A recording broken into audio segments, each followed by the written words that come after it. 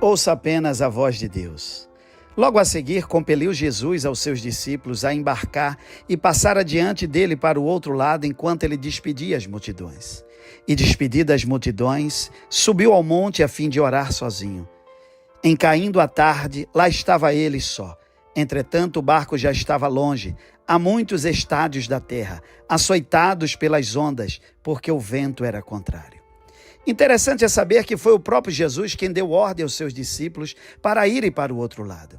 Porventura não sabia ele o que estava previsto em meio àquela travessia?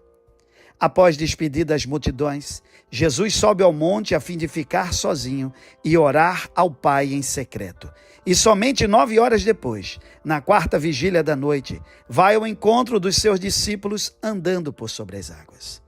Os discípulos, por sua vez, estavam atônitos e morrendo de medo, e ao avistarem a Jesus, acreditaram ser um fantasma. Exclamaram e gritaram por socorro, e Jesus imediatamente lhes disse: tenham bom ânimo, sou eu, não tenham medo. O desespero era grande, eles lutavam pelas suas próprias vidas. As ondas se arremessavam contra o barco, os ventos contrários os impediam de avançar, correndo eles o risco de naufragar. Disse Pedro a Jesus: se és tu mesmo, manda eu ir ter contigo andando por sobre as águas. E Jesus lhe disse: vem. Tinham 12 discípulos no barco, mas somente Pedro se entregou à condição de viver a mesma posição que Jesus estava, andando por sobre as águas. Isso significa dizer que nem todos os que estão com você irão usufruir do mesmo milagre que Deus separou para você viver. Ninguém pediu a Pedro para ele descer do barco.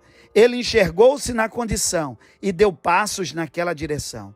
Ele já tinha uma palavra daquele que opera em nós e através de nós. Pedro andou por sobre as águas e, passado o tempo, duvidou, teve medo, olhou para a força contrária dos ventos e começou a afundar. Naquele momento ele gritou e disse: salva-me. Jesus imediatamente segurou as suas mãos e disse: por que duvidastes, homem de pequena fé? Não tire os olhos da visão. Você já tem uma palavra. Vem. Jesus espera que você ande ao seu lado. O medo, a frustração, a incapacidade são apenas vozes do passado. Acredite, mova-se por fé na direção do seu futuro. Você não vai mais afundar. Jesus já está ali a esperar. Somente os que acreditaram e se lançaram foram os que não duvidaram, enxergaram o futuro e viveram o seu milagre. Que Deus te abençoe.